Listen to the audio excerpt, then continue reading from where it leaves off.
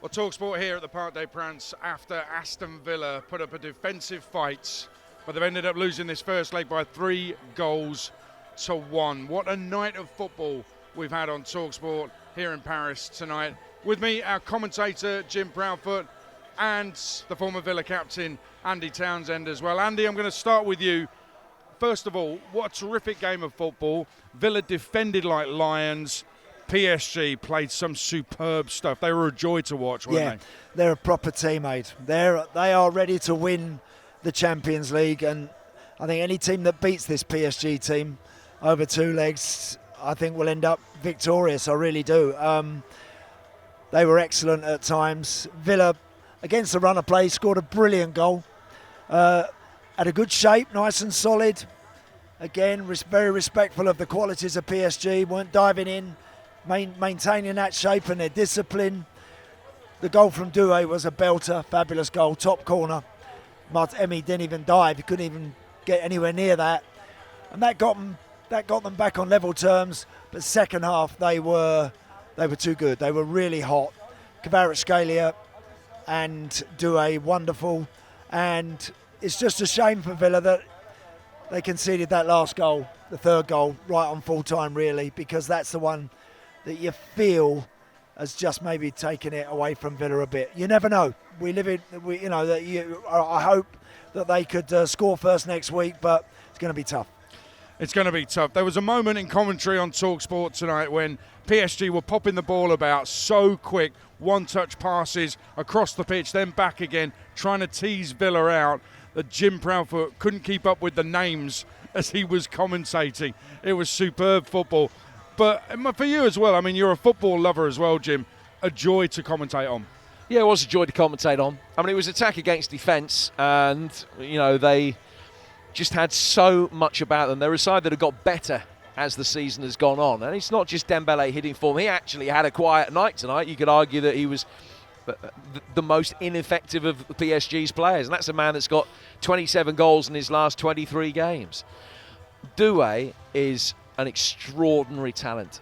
It was just seeing a performance. I know it's not a breakthrough performance because he's been playing at such a high level for PSG over the last 4-6 months, but actually seeing him play like that in a European quarter-final was extraordinary, really. And I wanted to say it a couple of times in the commentary that he was showboating, but he wasn't showboating in a way that he's doing it just for the sake of it. He's doing it because he's coming up with those moments that look like he's showboating as solutions to difficult areas that he finds himself in the pitch. It was a proper 9.5, 10 out of 10 performance from him. Kvaratskhelia really wasn't too far behind him.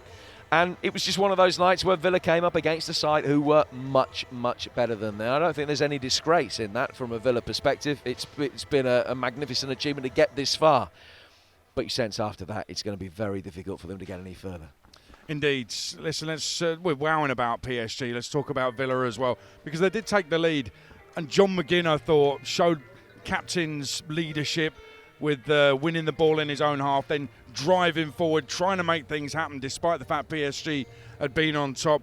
Eventually it was Morgan Rogers with the finish, and good to see the young Englishman scoring in a Champions League quarter-final. Andy, listen, I'm plucking out little positives. They took the lead. They made a game of it, Aston Villa, and they're not out of it. You just feel a bit gutted with that final goal. Yeah, it hurts. It still does hurt. You're right. The goal that they scored was classic counter-attack in Champions League football. John McGinn winning it on the halfway line. They very quickly switched the point of attack. Yuri Tielemans makes a great run. Clever ball along the 6-yard line, and they've got a man over at the back post. Morgan Rogers puts it in the net. Brilliant goal. Yeah, against the run of play. Yes, they'd hardly worked Donnarumma, but that doesn't matter. That's good football. I don't think we were ever going to see Aston Villa come here tonight and from the first whistle start flying them forward. That would have been madness. It was absolutely the right thing to do, to bank up, let them have it, and see what they've got to offer, and see where the game takes you. That's what you do. They did that, and I don't think there's anything wrong with the game plan. It was just that I think literally with seconds left on the clock, I think they thought it was done. Dembele just dropped off, picked the ball up on the half turn, fed Nuno Mendes, and he finished it again really, really well. Showed great composure, great skill. So that stings, that hurts, and the lads will be, as they're getting on the coach on the way to the airport, whatever, that'll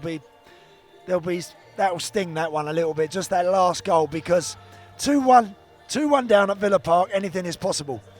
3, you just feel it's going to take something exceptional to turn that one round. Let me ask you, I want to challenge you a little bit on that. I don't necessarily disagree with you, but Unai Emery, with the players he's got, especially with the January signings, Asensio, Rashford he's made, was there a different way they could have played, Andy? And I'll come to you afterwards, Jim, on exactly the same thing. Give me your views on it.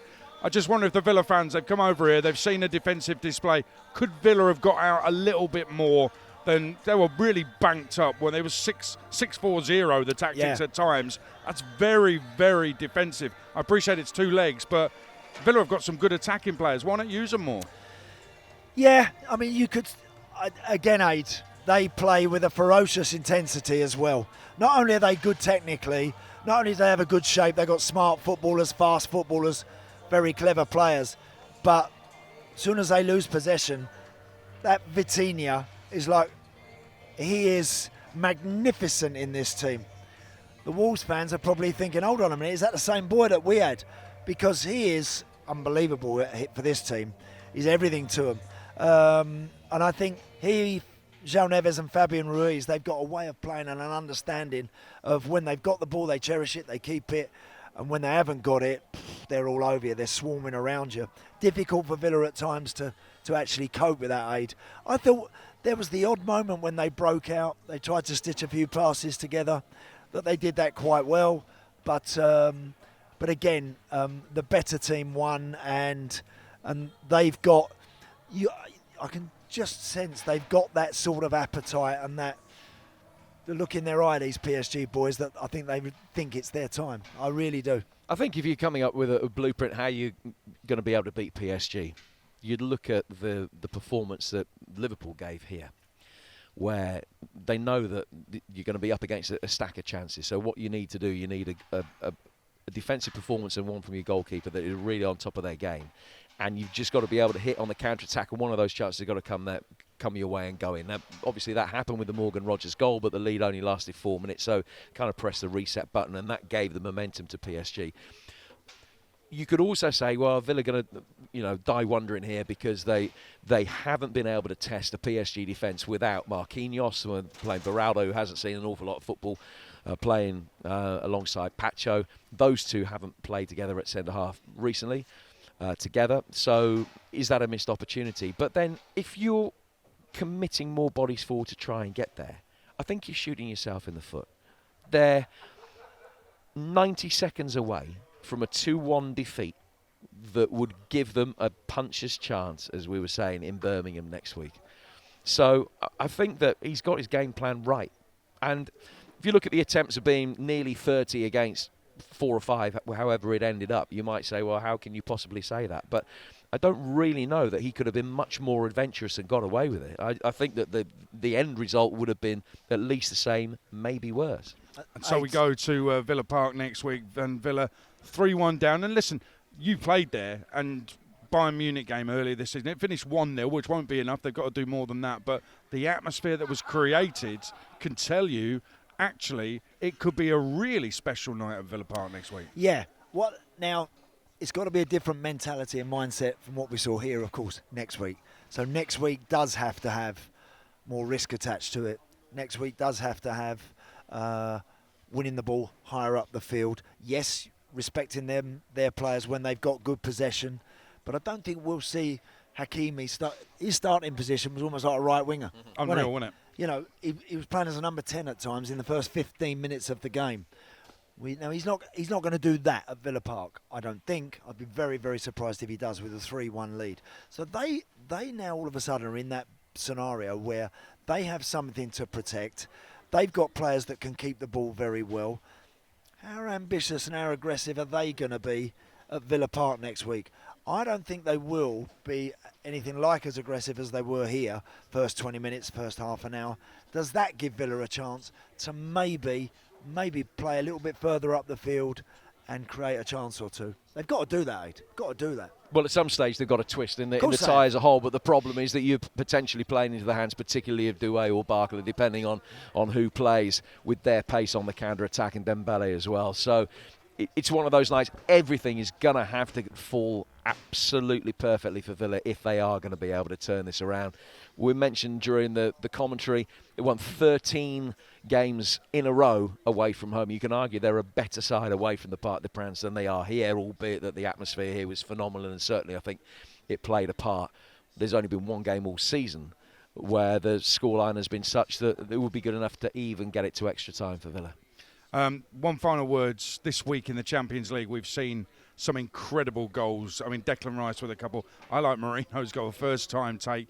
And then tonight at the Parc des Princes, Villa's goal was terrific. But the first two PSG goals, Andy, they're out this world. The Doué one, we're right in line to see it arrow into the... There's such good goals. The finish from Kvaratskhelia, you've got to love...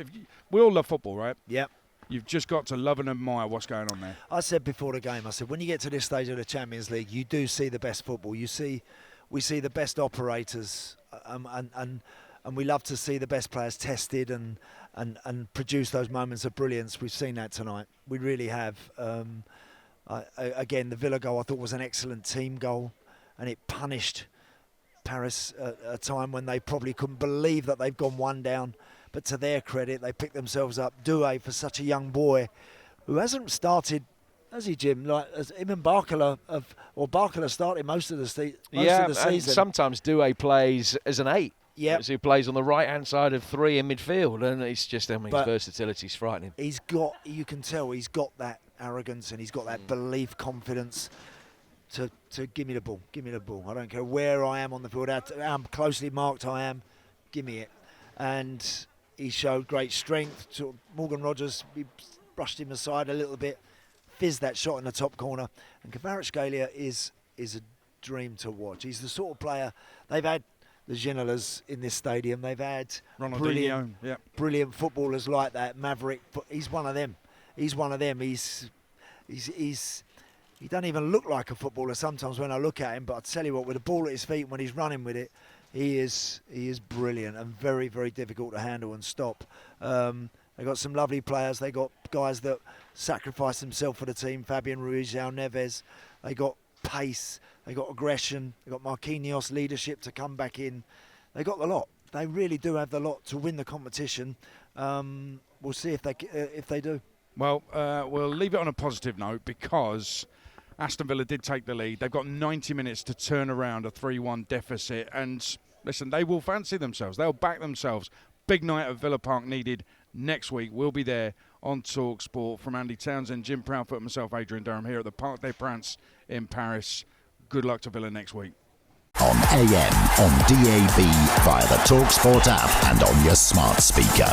talkSPORT.